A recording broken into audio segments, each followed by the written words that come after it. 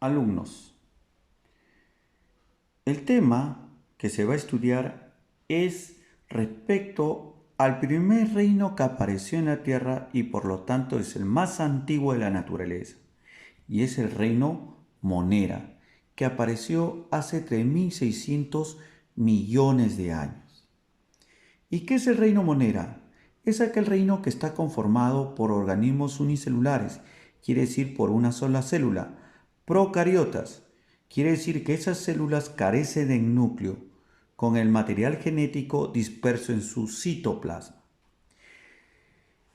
El término monera fue utilizado por primera vez por el biólogo alemán Ernest Haeckel.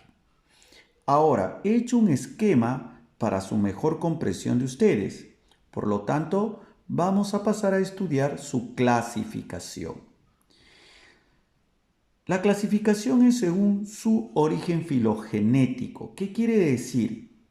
Que los científicos afirman que apareció por primera vez en la Tierra un monera muy antiguo que por motivos de evolución dio origen a dos ramas. Unas son las arqueobacterias y las otras son las eubacterias. Las arqueobacterias, llamadas también extremófilas, ¿pero por qué razón? Porque viven en ambientes extremos. Quiere decir que cualquier otro ser vivo moriría en un instante. Van a tener sus células pared celular de pseudomoreína. A la vez las arqueobacterias se clasifican en tres grupos. Una de ellas son los termoacidófilos, que viven en condiciones ácidas con temperatura elevada, entre 60 a 250 grados Celsius, sobre todo en los manantiales sulfurosos cerca a los volcanes. El otro grupo son los metanógenos, que son arqueobacterias anaeróbicas. Producen metano a partir del CO2 y el hidrógeno. Viven en aguas estancadas del drenaje y en los pantanos. El otro grupo son los halofitos, llamados también halobacterias. Viven en ambientes de salinidad extrema. Algunos realizan fotosíntesis con su pigmento de bacteriorrodoxina. Un ejemplo claro de la presencia de las halobacterias o halofitos es el mar muerto. ¿Por qué le dicen mar muerto? En sí está mal dicho, porque no vive ningún ser vivo superior, o sea, ser vivo multicelular, pero sí hay la presencia de este tipo de seres, halobacterias. Ahora, el otro grupo importante son las eubacterias que en algún momento de nuestra vida vamos a tener o ya hemos tenido contacto de ellas. ¿Y cuál es? ¿Por qué? Porque viven en cualquier ambiente óptimo, cuya pared celular de sus células está hecha de peptidoglucanos. ¿Y cuáles son? Las bacterias y las cianofitas. Ahora vamos a estudiar las eubacterias. ¿Qué quiere decir? Las bacterias y las cianofitas. Como ustedes pueden apreciar, acá he hecho un esquema en donde las bacterias surgieron hace 3.500 millones de años y las cianobacterias, llamadas también cianofitas o algas azulvertosas, surgieron hace 2.000 millones de años. Vamos a estudiar cada una de sus características. Las bacterias son las maneras más abundantes. Viven en todo tipo de ambiente, ya sea formando colonias, viviendo de manera libre o de forma parásita. Pueden ser con respiración anaeróbica o aeróbica. Su nutrición puede ser autótrofa de manera quimiosintética utilizando la energía química o fotosintética utilizando la luz. O también puede ser de forma heterotrófica de manera saprobiótica o de forma parásita. Su reproducción puede ser asexual, o sea, por bipartición simple. ¿Qué quiere decir? Se dividen en dos. O parasexual, conjugación. ¿Qué quiere decir? Que una bacteria grande se une con otra bacteria pequeña y forma una bacteria mayor. Luego, las cianobacterias. Viven en agua dulce o salada. Su respiración es a través de difusión de gases a nivel de membrana. O sea, ellos pueden respirar oxígeno, pueden respirar CO2, metano, etc. Su nutrición es exclusivamente autótrofa fotosintética, fijando el nitrógeno para elaborar proteínas. Su reproducción es asexual por bipartición simple. Ahora, alumnos, aquí he hecho un esquema donde si ustedes pueden apreciar, acá hay una bacteria común y una cianobacteria.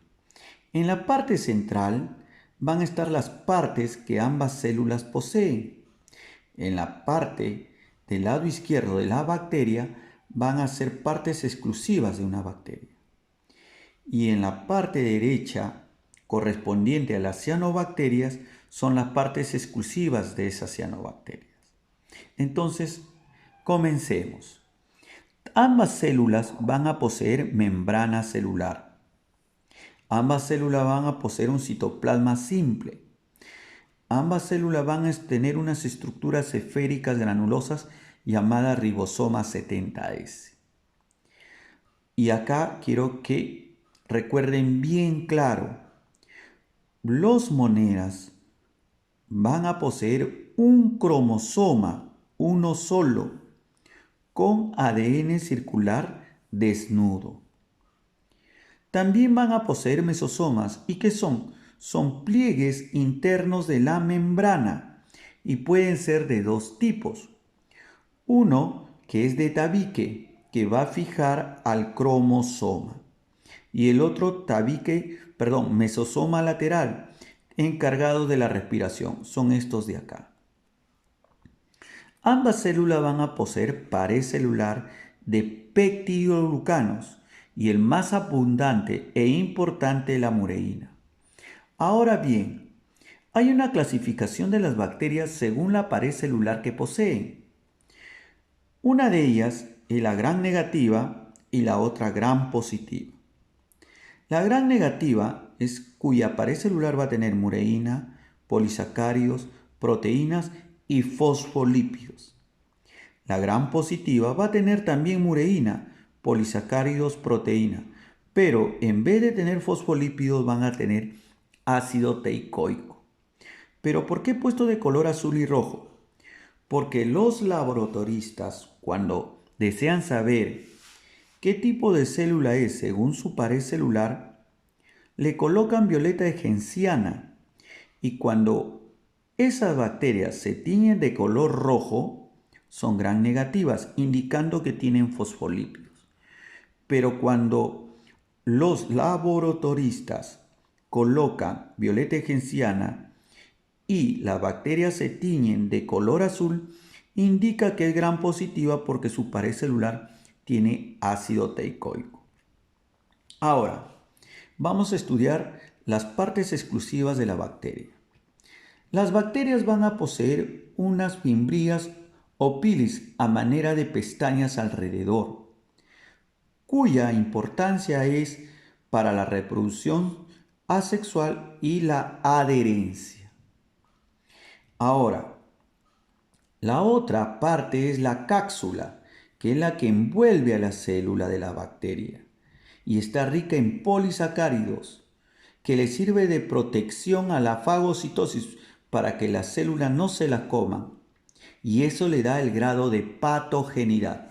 Inclusive hay bacterias cuya cápsula es indestructible, ningún antibiótico le puede hacer daño, como la famosa bacteria que causa la lepra.